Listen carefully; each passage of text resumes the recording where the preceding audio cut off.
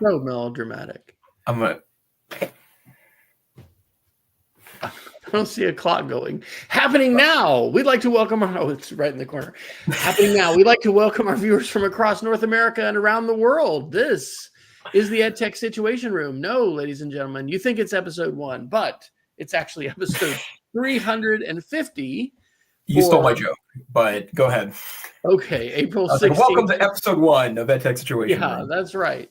For April 16th, 2025. My name is Wes Fryer. I am coming to you from Charlotte, North Carolina, where I am absolutely delighted to be using a new monitor because I have been using the same external iMac thing for over 10 years. And anyway, I feel gleeful like Santa has visited. And it looks like Dr. Neiffer is at the Apple headquarters, but I'm going to guess that it is some virtual magic tonight.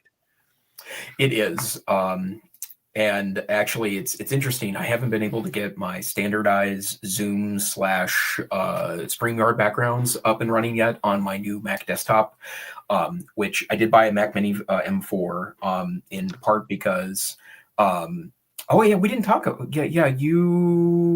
Well, I got a really good price on it, and I also wanted always.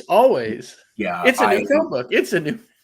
Yeah, it's and I did sell. I mean, I did give a lot of my old Apple stuff back to Apple to get them the price even more. But what I love about it is that it's just so tiny, and so I've been kind of dividing up my time between my parents' house in Great Falls and my home in Missoula, Montana. It's about a 3-hour drive, and so I bought this little case on Amazon for it, and it weighs like 2 pounds with everything in there.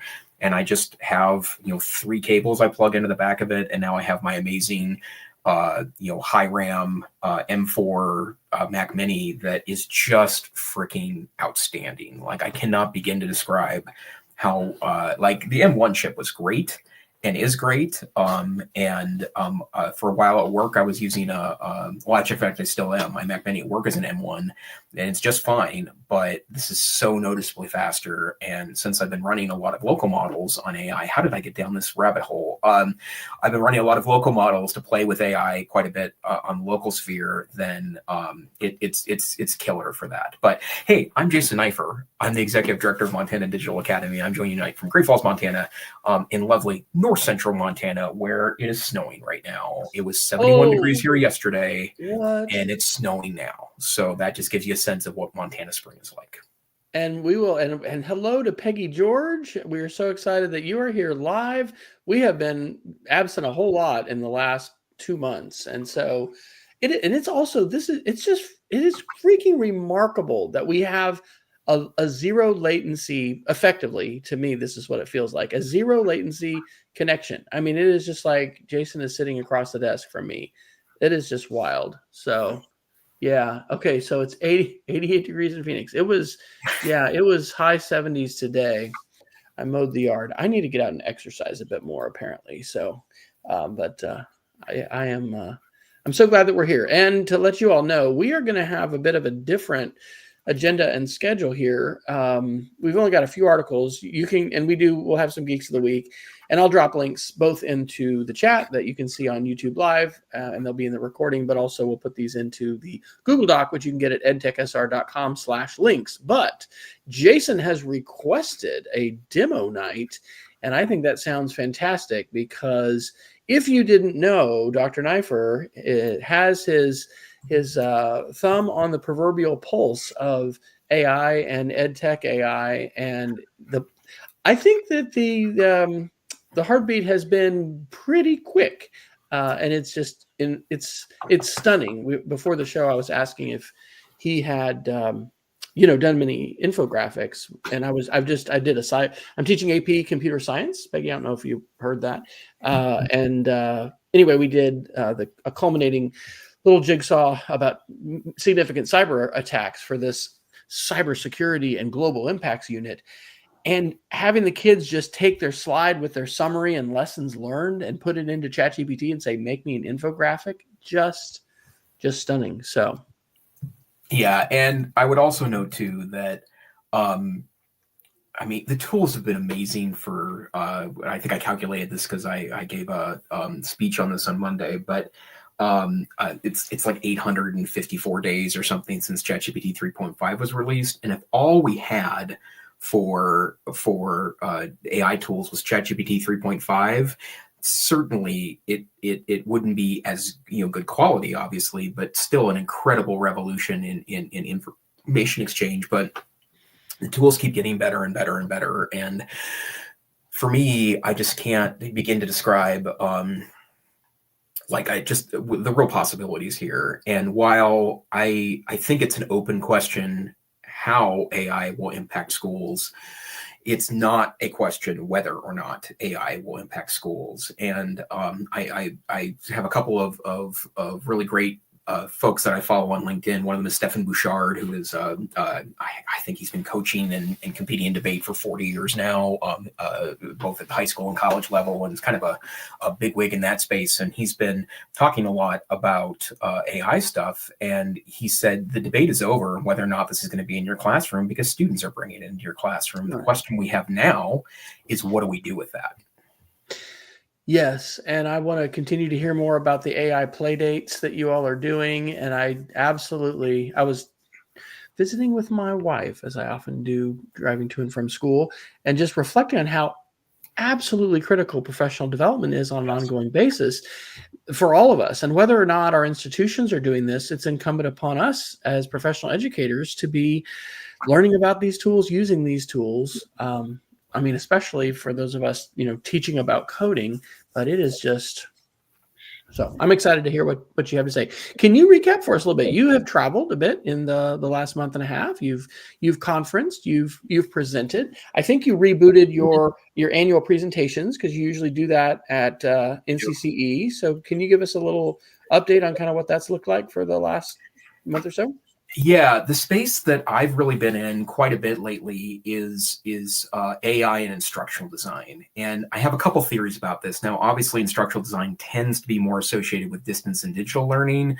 However, a lot of instructional design theorists and purists would tell you that actually more attention could always go into the teaching environment, right? And I don't have any formal training in it other than my practical piece. I have taken, well, actually, that's not true at all. I have probably 12 credits in instructional design between my master's degree and my doctoral program. But I am incredibly interested in the interface between AI and instructional design. And I will try to remember to put a link in, but there was a webinar that Quality Matters had me do earlier this year. It was really well attended. About 1,000 people showed up for it. And what? Yeah, they had 2,000 people show up, and they were actually scared because the room only held 1,000. I think 900 and something folks showed up for that. That was the AI authoring advantage, balancing speed and substance in course creation. Perhaps? It is, yeah. Make sure it's the QM. Yeah, and you saw a bit of an earlier version of this one, Wes, at the Media Literacy Conference in January. Okay. But, yeah.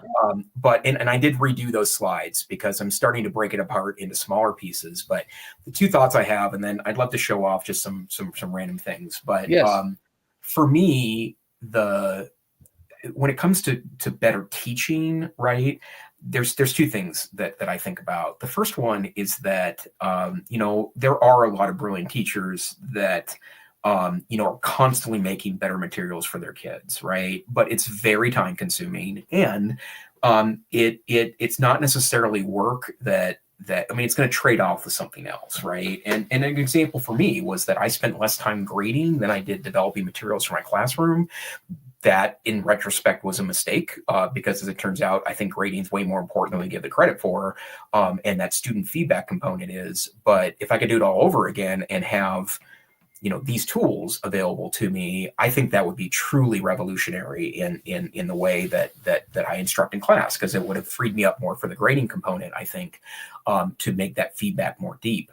But what AI can do to help develop classroom materials, and I kind of keep not changing my mind, but evolving my thinking on it, in that, I don't even see prompts as a one-time thing anymore, right? I see prompts as a whole thing, right?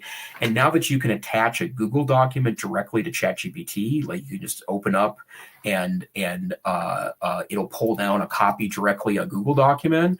I've even started, like, we've been experimenting the last couple of weeks with, we have a large Google document that is both kind of a note-taking document and a project planner.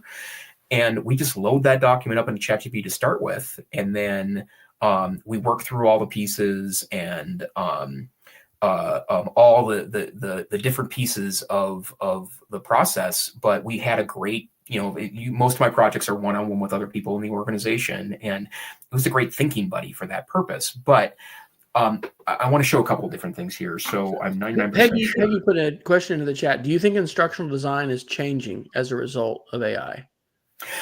I think it is, from the standpoint of, I think the biggest change is that I do very significantly believe that that the bar raises with AI in the room, right? Like, I think that there's just so many ways that we can up our game with AI, right?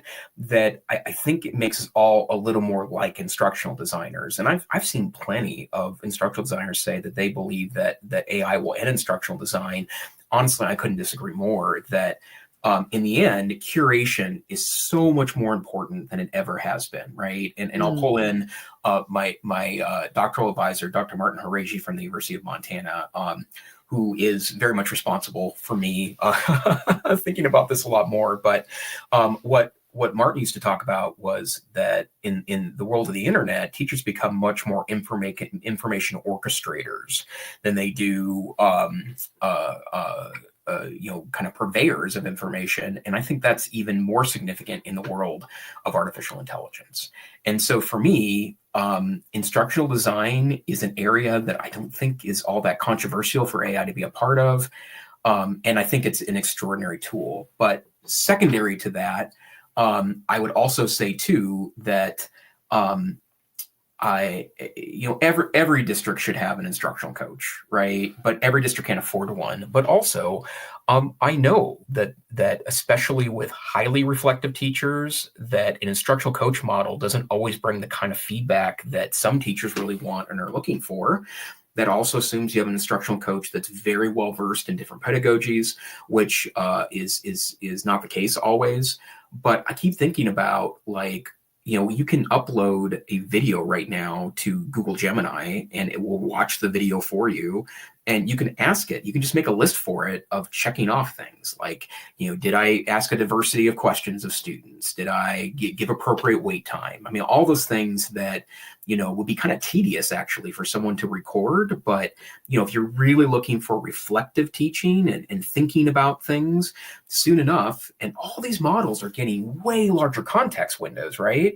So you can give it a full video with audio on it for an hour-long class. And I think that becomes a real extraordinary set of tools that a reflective teacher can use to do pretty amazing stuff. So you're saying, instead of having just a principal come in or a colleague or whatever, record yourself, and that with a custom GPT, a custom AI that's set up to utilize some best practice and look for things that a good observer and evaluator would be looking for, we can just get phenomenal feedback ourselves from the AI. Yeah, which means that, I still would, of course, want an instructional coach or an evaluating administrator, or just someone that's curious about what's going on in a classroom. Continue to invite people in your classroom. I used to have an open door policy that I invited parents to just sit in on class anytime they like, check into the office any day you like, come down. It only happened 5 times in 13 years. So, and one of those times was the same guy coming for 2 weeks because he loved World War II. So he just wanted to talk about World War II with the kids. So it was fine. It was great.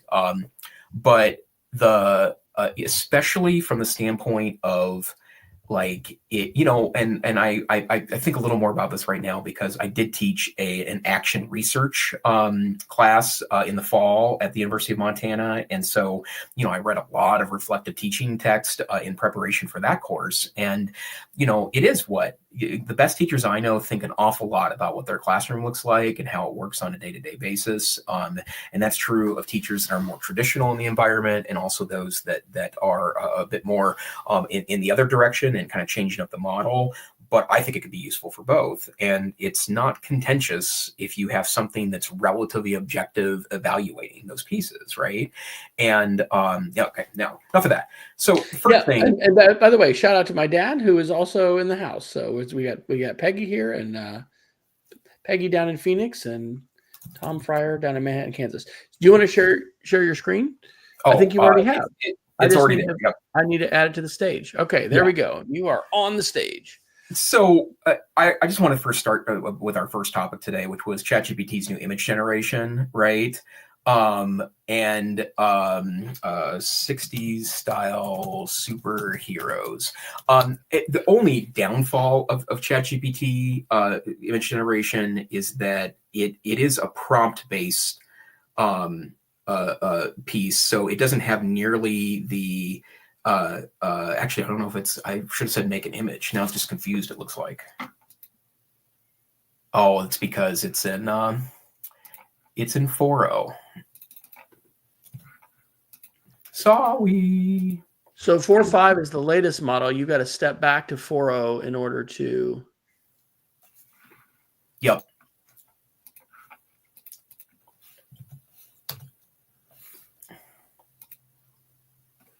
There we go. The even though I think ChatGPT 4 image generation is just an incredibly step forward in image generation, it does lack some of the finer controls of both Midjourney and Ideogram, right? But in terms of saying that, like just having a menu of options for the style and the aspect ratio, but it does aspect ratios now. I mean, that's something I was trying to get it to do earlier, and I've had better luck saying, do this 16:9, do this square 1:1. My experience is that it certainly is the right shape. It's not. I particularly like the version of US there, but my Aquaman. What I think because I got my blue hat on. I'm like Aquaman. And you look a bit angry. I do look a little bit angry there. And you got a T on there. What is I wonder what the T is for. Yeah, I have no idea. You're the happy superhero. I'm the angry superhero. So, well, you're sort of a Green Lantern. Yeah, I got the wings from my Air Force hat on, I guess. Yeah, Superman. Nice. And for those of you that can't see that, Jason just said he's used a screenshot of both of us in this show right now. He said make us into 60s style superheroes, and ChatGPT did that, but he wanted himself to be a little more happy, so he said make the T guy a little more happy. Yeah, I don't know what the T what you're talking about with iteration as far as being able to just have this conversation. Well, and I also noticed too that it stole the eagle from your hat, right? So it did. It's got the Air Force Falcon wings there. Yeah. Okay. And really amazing stuff, right? And oh, you're very happy there. You're Fred Flintstone now. I know. Hey, that is hilarious. Yeah, and it's so good. And it is, right? And I've made probably 200 images with this in the last 2 weeks, right? And it's extraordinary to me too that you can copy and paste things into this. And I think I might have mentioned this last week, and it might even be worth for me to bring up the graphic. But I gave it a picture of the stadium at the University of Montana, and also gave it the logo for Montana Digital Academy, and said, create a photo of the Montana Digital Academy logo on an airship over the enclosed stadium. And it made some little changes to the stadium, right? It wasn't a directly directly a copy of the photo, but it was 97% there. But then it created a picture of an airship with the Montana Digital Academy logo. It was appropriately modified, so the curvature of the airship, was taken into account with the logo. It was really quite amazing. And go ahead. Have you seen it though get into a loop where it won't iterate properly? Like with some of my info picks, sometimes it'll misspell a word or like it left something out. Or I had the other night I was doing one for the podcast that Shelly and I did, and I wanted it to put our kids in, and then it kept on putting 2 copies of the same person in there. But anyway, so this was a fantastic immediate fix to what you've said, but I've had a few times where I kind of just have to start over because it seems to get stuck somehow and not be able to fix it. Well, and no other model is as good as the text generation piece right now, right? The fact that you can make infographics like you were talking about with your students, and that they're even halfway decent the first round. I mean, some of them are just about perfect, and that's crazy because we've gone from unusable, terrible to stunningly good. Yeah. And, honestly, I'm kind of waiting for Midjourney to catch up with this, right? I do think there's a lot of ways the Midjourney engine is still wonderful. And I do know, and I don't pay for Midjourney anymore, but I do know that in fact, I've called the herd quite a bit the last 6 weeks, but I do know they released a version 7 that apparently is pretty great. I am still paying for Ideogram, in part because they have those finite controls in there. So if I want to iterate quickly, or in fact, I don't want to iterate, I want something that's a little more one shot, I would prefer there. But, and my understanding of why it's so much better is it doesn't hand it off to Dolly, and now it's handling it. ChatGPT is handling the image generation internally. Is that correct? Yeah.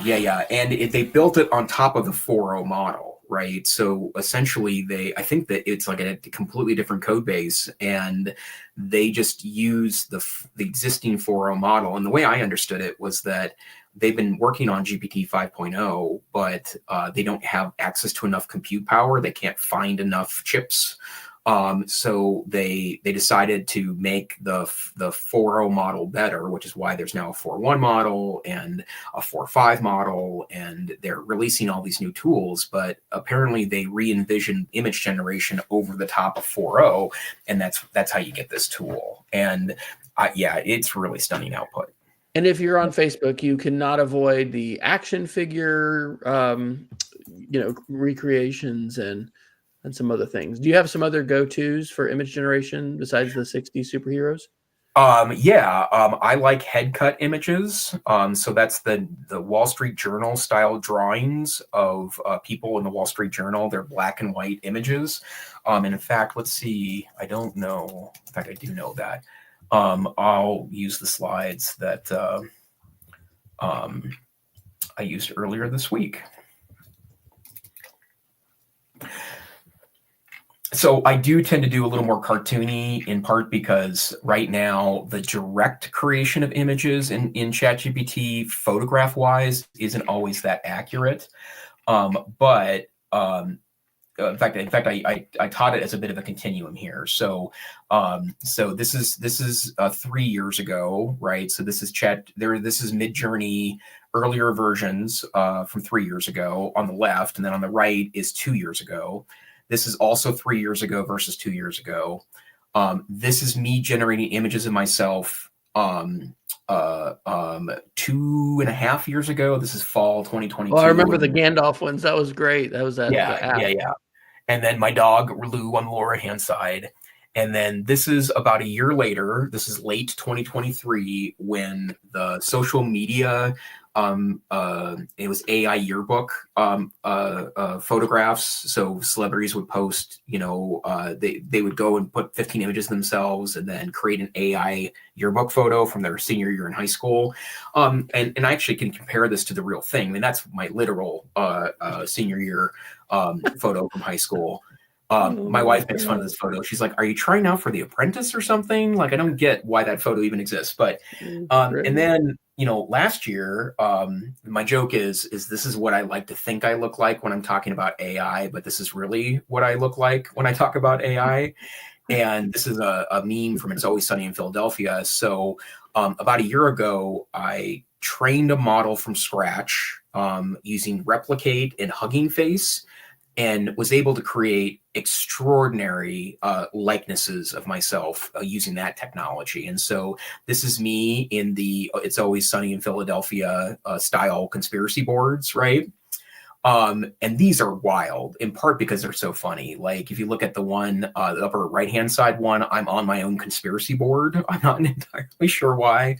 On the lower right-hand side, the Queen is apparently part of the conspiracy board, and also for some reason Rachel Ray has made it onto my conspiracy board. And then this is the one that's probably the closest, but it involves weird, not Microsoft logos. But and if you look really carefully, there's issues. Like on this one, the upper right hand side, it appears that the cigarette's screwed into my lip for some reason. Not a real smoker, but I don't think that's how it works. But with that same model, I made superhero images of me, and it was pretty great.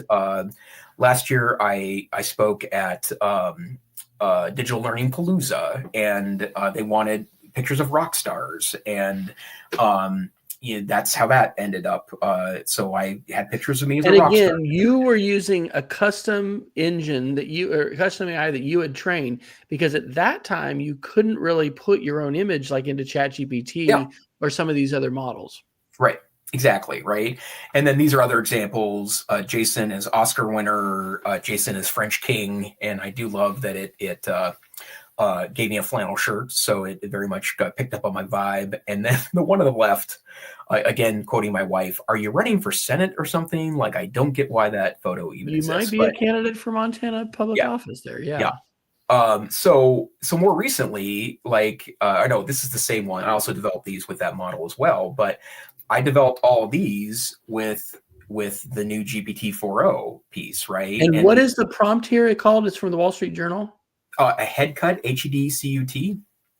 And the one on the upper right-hand corner is a headcut of me. And so, and I just a headcut style image, and it's kind of that black and white, grainy. Those are hand-drawn images that the Wall Street Journal uses. But these are hilarious. Yeah, they're really good. And my favorite one, I think, is the lower right-hand side. The guy in the purple vest. I said, "Make me into a 1960s supervillain in my evil lab." Yes. And there it was. So.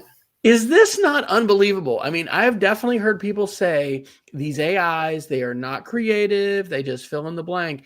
I think those folks may fundamentally misunderstand what creativity is, because as a remix and building upon other ideas, but this is stunning. Yeah, I agree totally. And then I actually have that image here. So this was my first experiment when I knew that ChatGPT's new generation was something special. I literally just copy and pasted a picture of the Washington Grizzly Stadium at the University of Montana. I gave it the Montana Academy logo and said, "Create an image of a blimp with the Montana Academy logo enclosed here over the Washington Grizzly Stadium, also enclosed here." And 3 minutes later, I have this really, really extraordinary image of exactly that. And if you start to let's see here. Now, have you calculated the amount of coal you have burned, personally for generating all this stuff? Yeah, that's that's crazy, isn't it? It's crazy. Yeah, it's really nuts. And look at the image, right? It's subtly curved. It's not a bad Photoshop job, which is what I would have done with that, right? And so pretty great. And so I do think this changes a lot of things, and I think it's also a stunning sign, but also a pretty good sign that they now allow you to utilize the free version of this, right? And or I'm sorry, you can access this functionality in the free version. So where's the app that listens to my presentation and dynamically creates relevant images based upon what I say? I guess the models are not maybe quite that fast, but it's amazing, isn't it? Yeah, it is. And as someone who really likes, you do too, use lots of images and slideshows and this opportunity to be able to create custom images and then iterate upon those images. Yep. It's just absolutely mind-blowing. I guess people are taking this for granted already, but being able to create images from your words and have them be such high quality. And then, like you said, being able to take images. Have you run into any guardrails? Because with some of with either celebrity names or with realistic photos, it's more okay to do like cartoons and stuff. But if you try to like deep fake it with realistic pictures, you can't. Yeah. Where I ran into it was I was trying to get it to create, and in fact, I imagine that right now, it's probably it may have changed, but I was the very earliest, 3 weeks ago when this was released, I was trying to create an image of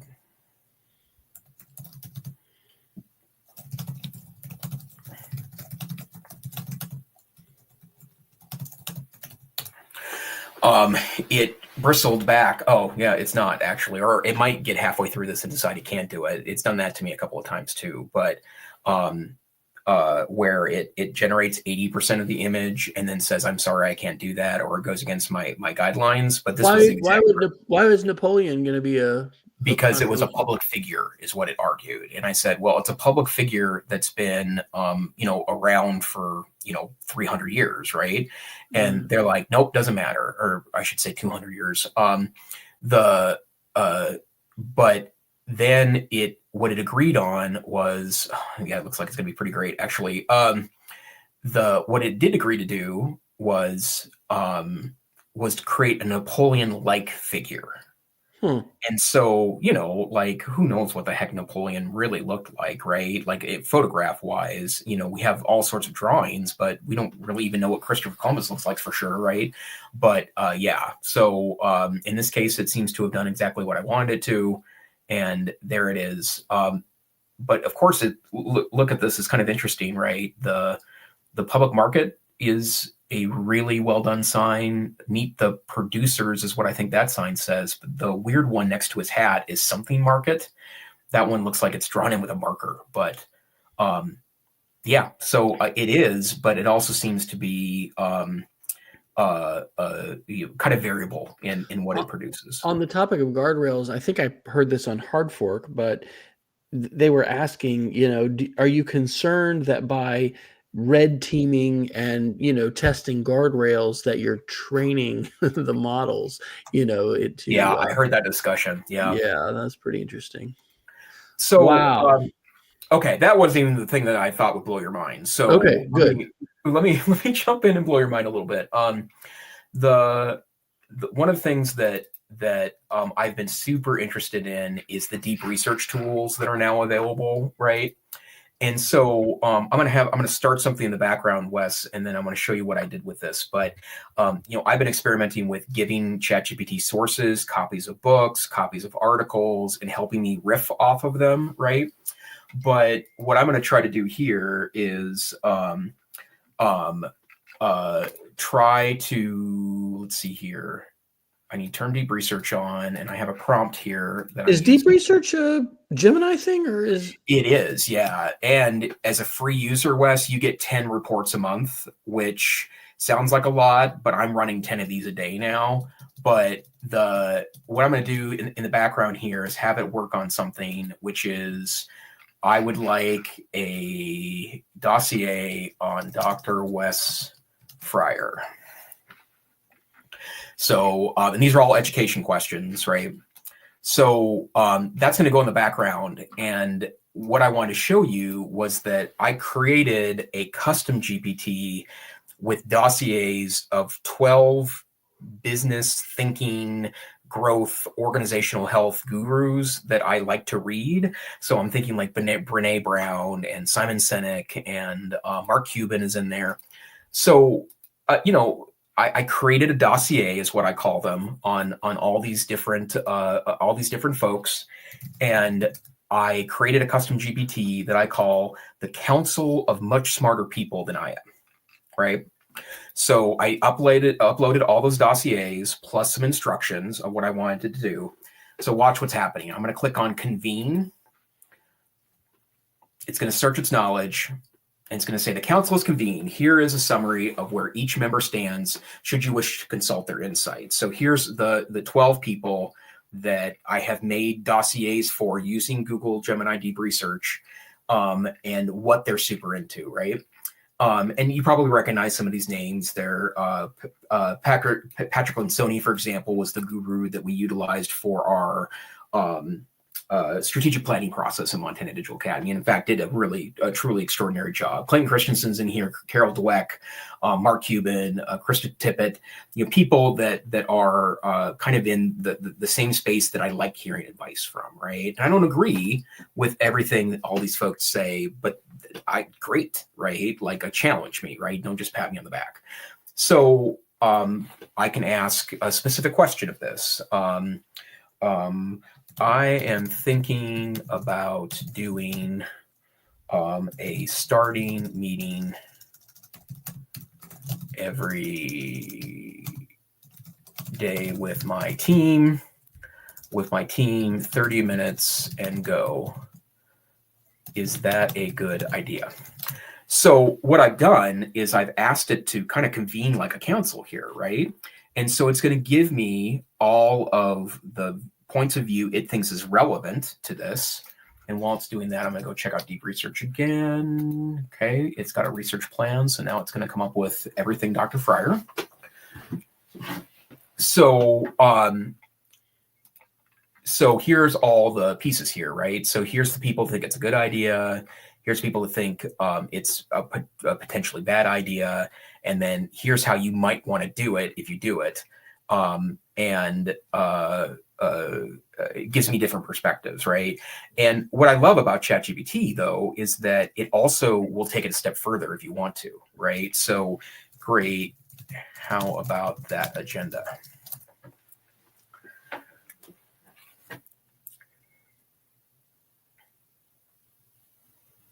Tells me who it got the ideas from, right? And then creates a... And I love how it uses the icons, the emojis, because I've noticed that. I've been using this for lesson planning, asking it to base it off my past formats, and it's been absolutely stunning. And it's recommended tools that I'd never heard of before that are freaking fantastic. Yeah. And so, it's pretty great. You'll appreciate this, Dr. Fryer, and it is time for a debate. The resolution is resolved. Organization culture trumps every other consideration. Divide up into 2 teams of 2 and do it public forum style. Okay, so I saw that look on your face. I had the same one, right? And so now they divide up into a pro and con team. And before long, we're going to have not just avatars, but people who can look and sound like these people. It's like the holodeck that'll be engaged in speaking this. Yeah. And what does this mean for education in schools when people can put these kinds of prompts in? What does this mean for thinking? Yeah. What does it mean for activities and assessment? Yep. And not good things guaranteed, right? No, not good things. Discussions have to happen right now, right? Yeah.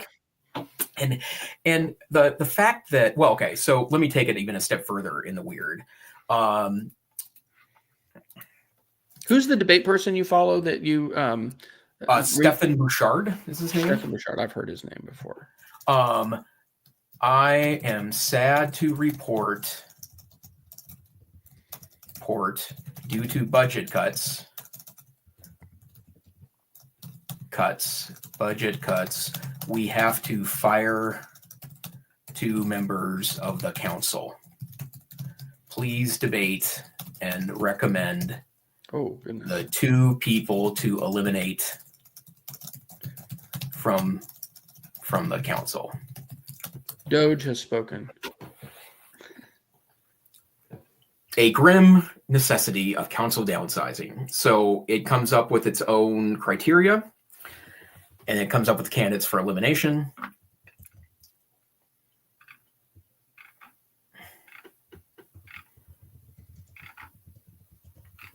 Austin Kleon and Mark Cuban are nominated.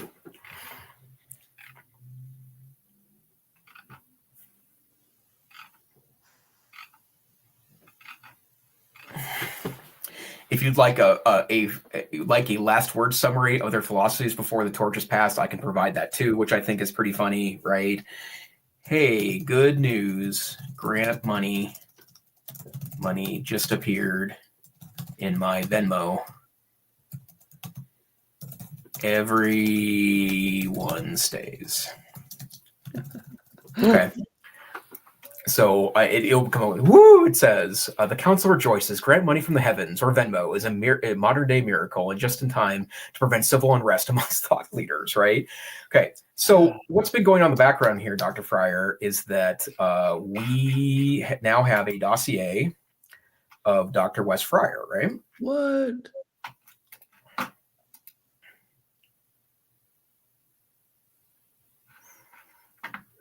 Now, you didn't do anything special with programming this. You just went into deep research in Gemini and, well, no, you did. You had a prompt. Yeah. I had a good prompt. That had a bunch of questions. Yeah.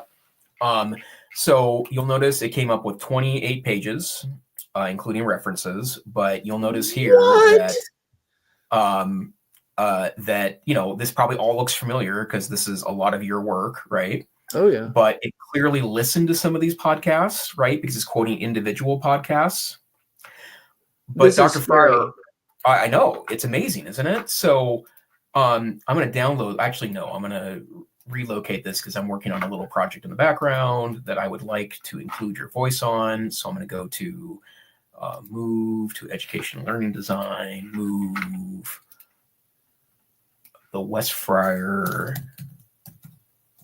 dossier, and then I'm also going to download this to a PDF document, dismiss, and now I'm just going to go into the council of people smarter than I am, and I'm going to add Dr. Fryer to this. Oh my gosh.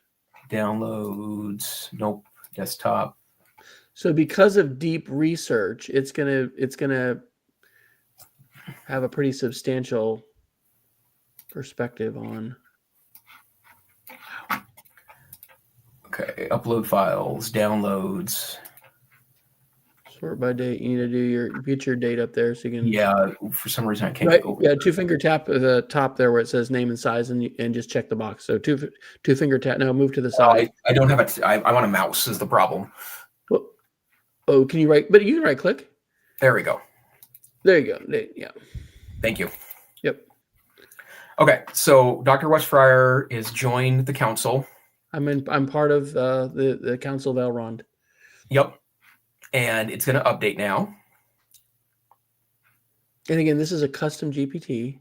Yep, this is a custom GPT I made this in.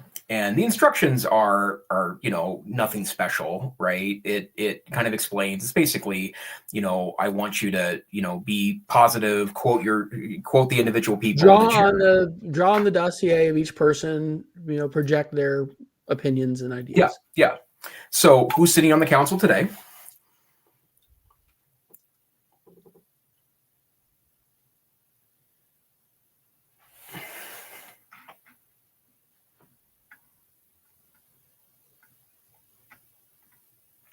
And you didn't make it to the council. What? No, I did. I'm under education, learning, and future skills. Oh, are you? Okay. Yeah, I was there. I'm in my own category. I thought I might make it to storytelling and creativity, but there you go. Yeah, I also have a Jason Neiffer one too, which I probably should totally add in there because having you and I in there would be kind of funny. But tell me, I want to create a more student-friendly classroom environment.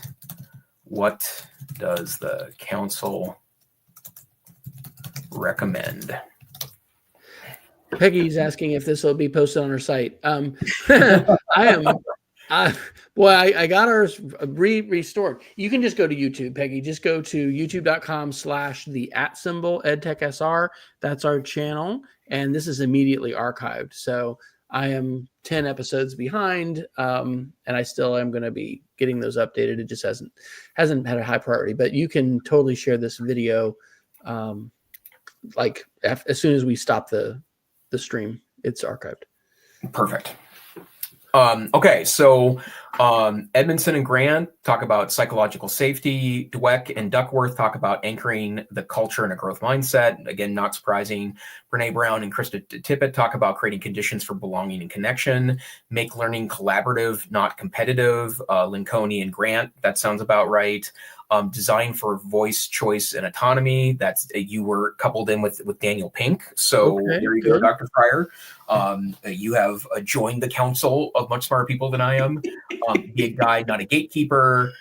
David Brooks and Seth Godin talk about design routines. And then the final word from the council, the most student-friendly classrooms aren't just safe or engaging, they're dignifying, which actually I think is a brilliant thing to say. And there you go. Oh, we have 6 live viewers now too. We've got a few folks joining. If you happen to be able to put it, have access to the chat, let us know if you want to, who you are and where you're coming from. This is mind-blowing. But I will also tell you that I've done the same thing in Notebook LM, so you don't even need access to custom GPTs to do it. And it's not quite as elegant, but Notebook LM is free and custom GPTs cost money, right? So what I've been doing here is working on one I call the Council of Learning Greatness, and I spelt learning wrong, which is probably not a good sign for me. But I'm going to add now, Wes, the dossier then from you. So did you come up with this idea of using the deep research to create the dossiers and then making your council? Yeah, this is what happens when you leave me alone for a couple hours with a computer. I just start. But it's freaking amazing, stuff, isn't it? Yes. But so here we go, right? Here's the Council of Learning Greatness. And I have a set of instructions in here that is the same document that I shared with so you're giving a scenario. It says you are the Council of Learning Greatness, and then boom, boom, boom. Yep. These are you're giving your blow by blow expectations of how you want them to answer questions, how you want them to respond, the tone you want them to take. Wow.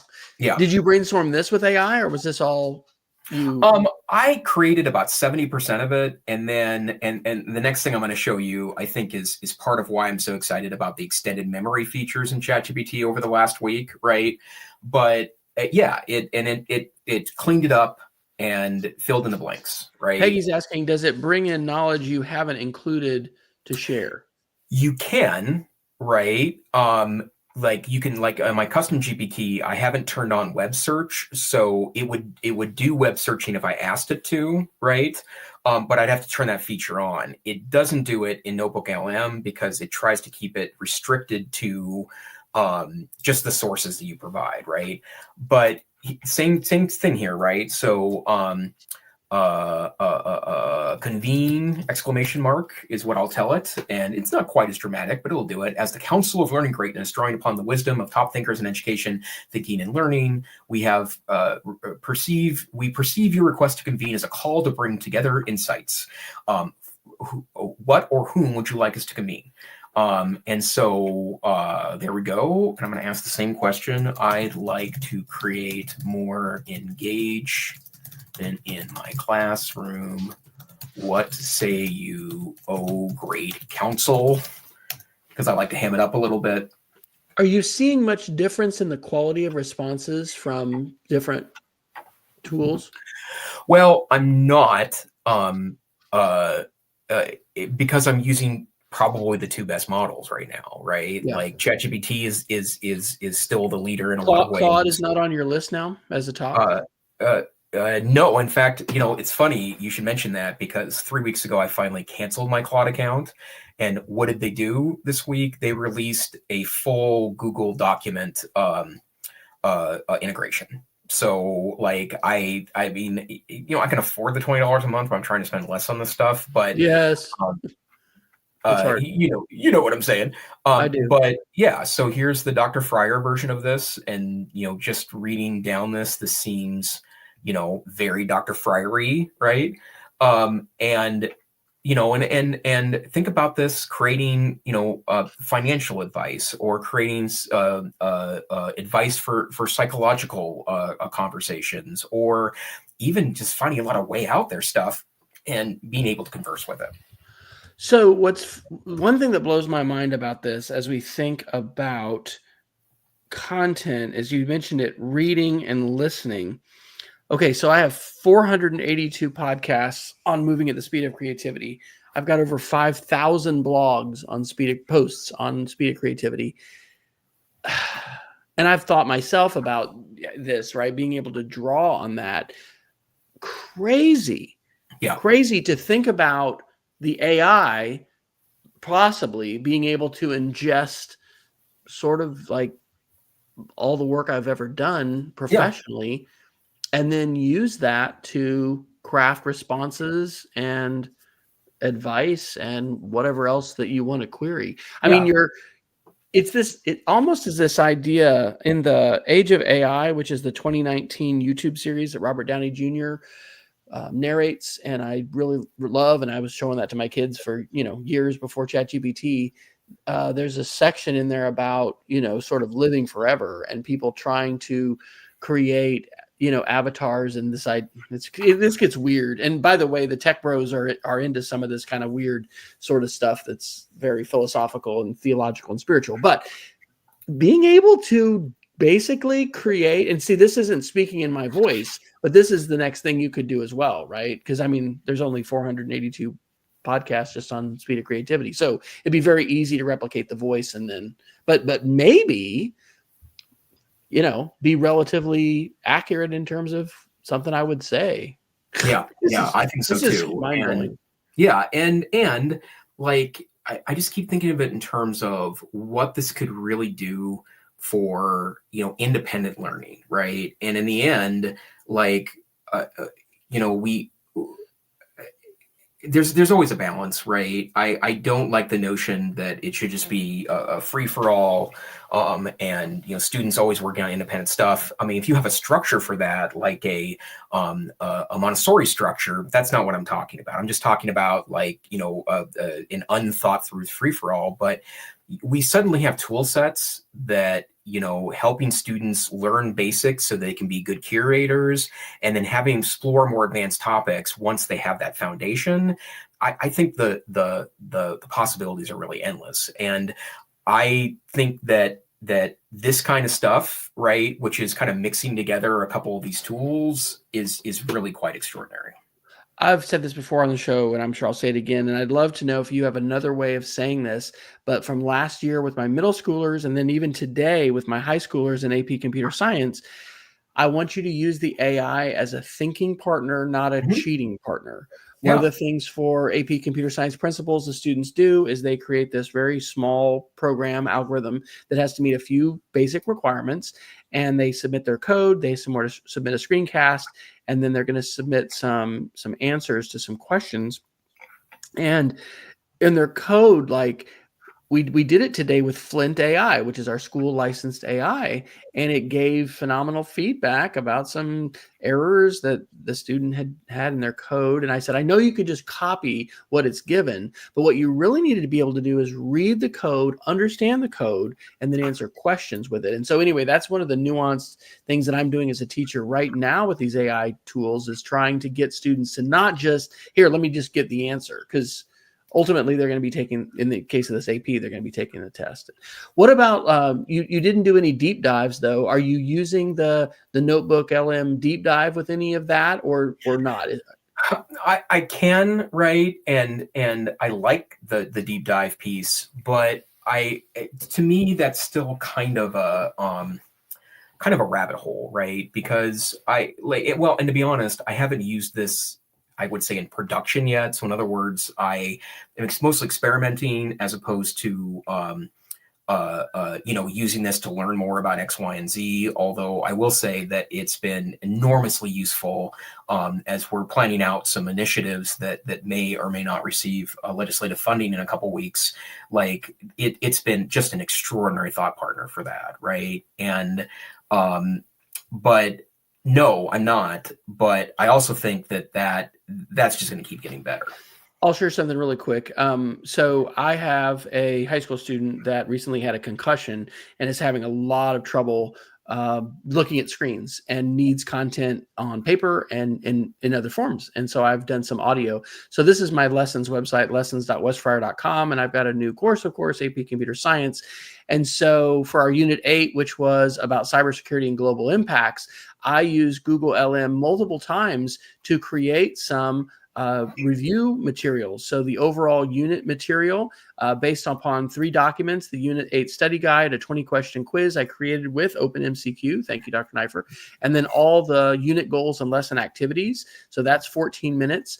There was just this video, which was excellent, called The Internet Cybersecurity and Crime. And I think I used Descript to just make a text transcript so that she could, read that as well as I made an audio only version. And then we have these questions about SSQRP, which is this teaching strategy that's, used in the class. It created a 22-minute AI podcast using a couple review documents and I've listened to these and they're really excellent. So anyway, our middle daughter just took the LSAT because she is, man, my mouse, this is weird with this mouse. I got to figure out how to remove myself. She's hopefully going to start law school in the fall. She didn't have a result, but I mean, whatever you're doing, if you're trying to learn stuff, how are you going to ingest it? How are you going to summarize it? How are you going to work with it? For myself, I can multitask in many cases listening to something with audio. So I've found Google LM to be invaluable. Yeah, but what you've demonstrated here tonight is pretty mind-blowing. So for those of you in the chat, if we have got 4 live viewers, if you want to put into the chat any questions or thoughts, anything about this that struck you as particularly remarkable. Yeah, and let me show you one more, Wes. Okay. And then I'm done info dumping like a third grader. No. This has been a fantastic session. Maybe we should do this monthly. We thought about changing the name of the show, by the way, folks, to the AI Situation Room, and we're living up to that possibility tonight. So I tried something on a lark with my buddy Mike and my amazing colleague Caitlin at Montana Digital Academy 2 weeks ago, and we were just talking about how over time it gets to know so much about you. And the reason why I mention this is because ChatGPT released a functionality this week to meet that all of your chats now can be referenced by ChatGPT. So in other words, it's built a long-time database about you. And I've had a ChatGPT account since November 2022. So we're probably talking about thousands, if not tens of thousands of chats. But and it gets to know me really well, right? In fact, I absolutely love the back and forth with it now because it knows me. It knows how I like to do things. It has kind of a funny, snarky attitude.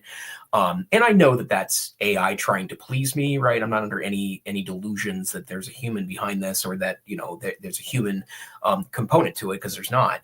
But we tried something which is create a dossier for my work partner's ChatGPT instance, cover everything their ChatGPT should know about working with me, please. Structure it to be read by ChatGPT. Okay. So here's the dossier about working with Jason Neiffer. Here's who Jason Neiffer is. Again, right? This is just drawing on the memory that it's saved about you. Yes. Right. How Jason works. This is the stuff that I like to do when I work. Writing style and voice. Jason, ChatGPT should match Jason's voice closely. His preferred tone is informative, reassuring, and professional, conversational and warm, with a trusted mentor vibe, clear, confident, and free of jargon or filler, with occasional metaphor, storytelling, or rhetorical flourish to engage, optimistic, even when tackling difficult topics, avoids excessive hedging, disclaimers, or apologies, and also avoids AI referential phrases like "as an AI." Jason values clarity over complexity, efficiency over verbosity, and credibility over buzzwords, and gives some advice on that. Here's the tools I like to use. and And ongoing it knows all these things about you. Yeah. I didn't give it any of this. Well, I mean, I gave it this stuff, but in dribs and drabs, right? So, okay. So now I've turned that into a project in ChatGPT. Like I've got to work with Mike and to work with Caitlin, right? So this is what that looks like in ChatGPT. And this is I shared with his dossier with my ChatGPT so that I can just click on work with Mike in a project, right? And it will help me with that. So this is like the virtual mic. You're working with the virtual mic. Yeah. So, but that's not what I want to show you. I'm in DeepSeek right now, right? And I just used it because it was, the next model I had that was the next icon on my desktop. So, and for those of you that didn't make the connection, DeepSeek is the Chinese-based AI that's supposedly trained on far less money and caused Silicon Valley to get really scared because, oh my gosh, the Chinese are going to come get us. Yep. So, I shared with it the philosophy document about me and Mike. And I just said, hey, take a look at this. And so it's giving me the basics here. I said, now create a guide about how to approach Jason and Mike with a project proposal or pitch. And so it created this guide to pitching a project proposal to Mike and Jason at MTDA. Understand their priorities. That's Jason, that's Mike. Key questions to address, structure your proposal for clarity. Here's how you should do it, right? The ask, what you need from them, be explicit. We're seeking feedback on feasibility. Are you hoping vendors get this or they don't get this before they meet? Well, yeah, I mean, I would say, like, based on some of the crap that I occasionally get from people pitching products like this, I'd much prefer it to be within my strategy. Adapt to their communication styles, lead the strategy for me, use frameworks, offer options, include metaphors. For Mike, it's focus on implementation, highlight efficiency, keep it human-centered, add a personal touch. Anticipate their questions. Jason will likely ask. Mike will likely ask. Follow up thoughtfully. And then final tip, make it conversational. Instead of a one-way pitch, engage with them early. Jason, I'm exploring the idea of X. Would love your take on how MTDA could leverage this. Mike, what hurdles do you foresee implementing something like this? And then I then said, great, create a pitch on the adoption of preschool online classes, which I would not recommend, generally speaking, or want to do. But then it created a pitch for me and Mike on online preschool. And so, this is the personalization stuff that it blows my mind, right? Because it will, and just over, getting to know me over the years, it can answer a lot of questions about me, right? And it can adapt things to me, right? And hey, how are you adapting to me when you answer questions? So getting a little meta here, right? Yeah. There was just a new thing I saw pop up today about more memory and responding with memory. Yeah, and now it looks at your entire history, and kind of creates a cloud about that. So tone of voice. So the more feedback we provide, the more we teach the machine, the better the machine is going to try to customize its answers to meet our expectations and desires. Yeah. So here we go. You got a clear voice, warm, knowledgeable, optimistic, and mentor-like. So when you write to students or colleagues, I match that. Professional but friendly, like a trusted guide. You tend to use natural conversational tone, so I keep things human, not robotic. Structure and clarity. You like content to be clear, actionable, and well-structured, especially when you're working on educational materials. So I organize things to be in scannable formats like bullets, headings, and short paragraphs while keeping the depth you want. Specific preferences. You've told me you prefer pithy feedback for students, but still supportive. That's true.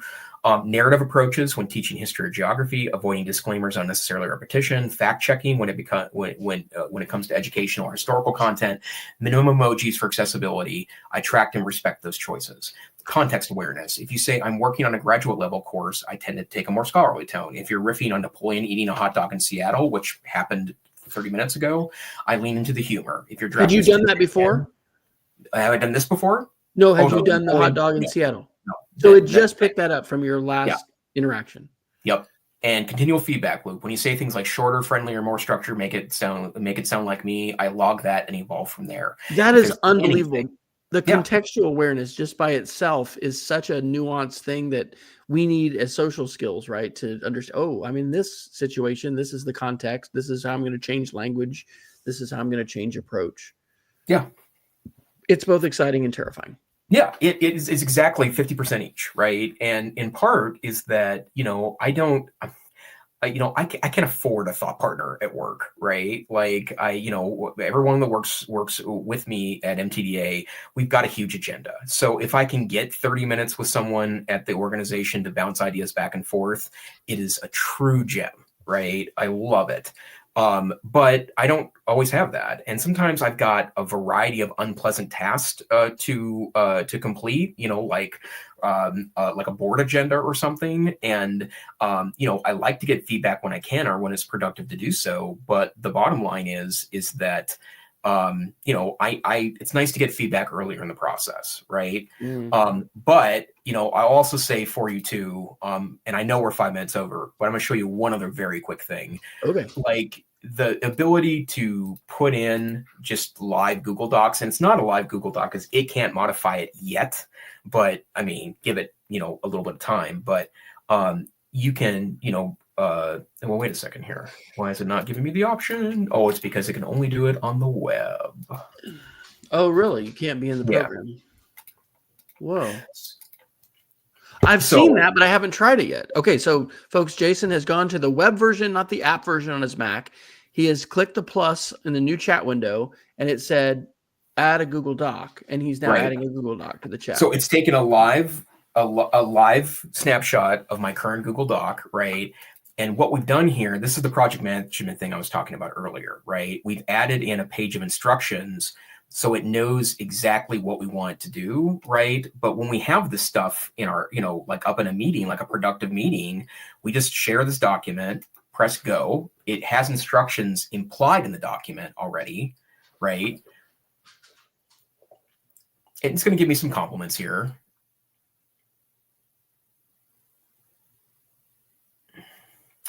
And like to kind of continue on the theme of productivity for a second, I have 20 minutes right now. What are 2 to 3 easy wins I can do on the project? What? And because it's going to look at this whole document that has this whole thing. Oh my gosh. Wow. Yep. Okay, 2 quick thoughts. The more knowledge that we have about different domains, the better we can prompt and the better we can build these custom GPTs. So for instance, if I ever someday make this, brisket barbecue company, the more I can find out about and others can help inform me about business plans and the way that business plans need to be written, and the more terminology I can use, the more potential there is for me to bring in thought partners who are intelligent and just, access that kind of expertise. The other thing, back to the dossier that you created about me, people's ideas change over time. I studied John Dewey in one of my graduate classes, and there's 3 different volumes of his work. And, his early work is differentiated from his later work. It's crazy to think about, again, this AI being able to ingest essentially all blog posts and podcasts that I've ever made, and then be able to ask it questions to be able to say, well, how has this changed? Or what have you noticed over time? I think it also advocates potentially for the open sharing of ideas and content. But of course, that's also going to open you up for abuse and other things too. But this is quite mind-blowing. Yeah. And, and because it's read, and by the way, this document is probably 30 pages now. It's more than that. It's 50 pages now. And, it's everything from our formal board proposal for an implementation plan to a couple deep research results on how to do like a Substack newsletter. It's really unbelievable. It makes me. And do you do much where you'll talk into it? You use like the speech tool, and you'll just like say a bunch of stuff, and then almost in an unstructured way throw that at it and say, "Here, work with this." Yeah. In fact, I have a video that I recorded of me doing that, and it was I was pitching a middle school science field trip to the Antarctic. Just to make it truly ridiculous. And so I kept talking about all these things. I spent about 5 minutes going back and forth with it. I then said, okay, great. I'll come back and look at this on the desktop. So I did. And then from that, it created a to-do list, a project plan, an email to parents, an email to potential benefactors of the project, an email to parents, an email to my principal, a travel plan, like, and again, was it perfect output? It's not. But remember, the point here is curation. It's not completing the task for you. You get the bones of it, and then you finish it for yourself. Thought partner and smart assistant. I've been wrestling for a while with like channels of sharing and how much I share and what I need to maybe segment, and just, it's kind of messy. What am I thinking now? I need to be creating a GPT, because there's really not that much difference in just staying within a single conversation, is there? And then creating a custom GPT. Is there a benefit of creating it as a custom GPT? Well, actually, up until 24 hours or 48 hours ago, the answer was always go GPT. But now that The context windows. it's look at your whole memory, right? Yeah. Like it takes all of it into account. That's what it I would said. say create a doc, right? Yeah. That you can share immediately when you want to do brainstorming kind of stuff. Oh my gosh. And the other thing that I've been experimenting with too is like what it looks like. This is my I saw you this title and wondered what this was. Nova Cognito. Yeah, Nova Cognito. Yeah, for those of you that can't see what it is you're listening. Yeah, so Nova Cognito was kind of an early prototype of the stuff I showed today, but the idea was that I wanted ChatGPT to create a like a back and forth with me, right? And every time I went back to it, I would also tell it to, like, at the end of our conversation, I would say, please make a log of this conversation. And then I would copy that back into the Google Doc and reshare it with Nova Cognito, right? So the way I would do that now is I would just, bring in the doc at the main prompt, and then it has all the other information about me, right? In fact, I might try that tonight because that's a good idea. But, I can go to it and say, I have 30 minutes today. Help me further my goals, right? Based on this back and forth I've done. Just a wide open question. Hey, look at all this stuff and tell me what to do now. Yeah. Okay, so I hope that this has been generative and inspiring for others. It definitely has been for me. Over a year ago, when Jason was like, I think maybe we should be the AI, situation room, I was thinking, no, I don't want to register another domain, and I'd have to freaking change a whole lot of crap. But now, I think maybe, pardon me, on a monthly basis, we probably need to do this kind of thing, because this is playing with media. This is playing with AI. This is, basically kind of showing a live version of where you're using these tools. I think it's incredibly helpful, and it's generative for me. And because of the pace of change, and we've said it before, like, every single one of us is having trouble staying, on top of this, including Jason, who is quite, has the pulse of this as well and better than, certainly anybody I'm working with currently. This is really helpful. Yeah. Well, and like, I truly believe, and I will be done talking here in a few moments, but I truly believe that the concerns about academic honesty are getting in the way of teachers exploring these tools themselves. And I want to be really clear about this. I think that there's huge implications to this stuff, right? And we've had an academic honesty problem in education for decades now. We have to continue to go down that. And there's a half dozen great writers that are talking about this and trying to envision, how we fix this, which is an even worse problem in the world of generative AI. But that's a separate conversation from how can AI provide the reflective practitioner, so the teachers out there wanting to do a little better every day in becoming, better teachers, getting better materials, doing more complex learning environments inside your classroom. And maybe it's less complex learning environments, right? But giving you a true thought partner that will be better than what is typically available to a school teacher, from a reflective partner idea, right? And I'll admit that, I didn't really super like PLCs. I was the tail end of that movement, and it wasn't because I didn't like collaborating. It's because they weren't really well guided, and they weren't always super. Are you super saying proactive. leadership wasn't perfect, Jason? What? Well, yeah, and more importantly, like, you know, I think differently about this stuff. Like, I don't mind sharing that with others, but, you know, someone across the hall that's reading out of the textbook to students, that's just not going to do much for me. And so, you know, I got a lot out of the super amazing teachers that I used to have lunch with, but yeah, so I just think that when it comes to reflection and processing lots of different views and challenging yourself, I think you'd have a real hard time beating these AI tool sets. Okay, ladies and gentlemen. Well, we want to thank everybody for coming live. We're up to 5 live viewers. As Jason and I have said time and time again, and this is, you know, episode 350, just getting together almost every week and having a chance to process the news is a very useful thing.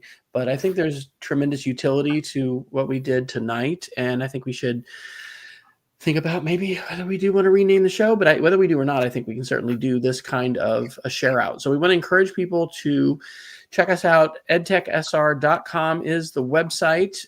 It was down for a little bit and got it restored, but it's behind on our episodes, actually 10 episodes back. But you can always get to the most recent episodes by going to our YouTube channel. We are also publishing on Substack.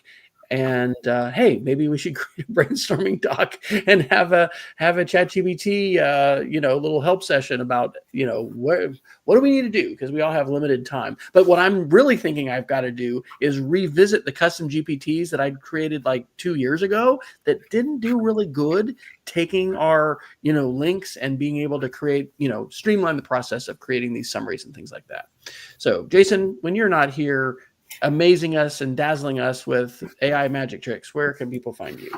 AIcentrist.com. And I'm also semi-active on Blue Sky, but if you really want to engage with me, LinkedIn is the place to do it. All right. And you can find me at wesleyfryer.com. I need to be doing some updates there.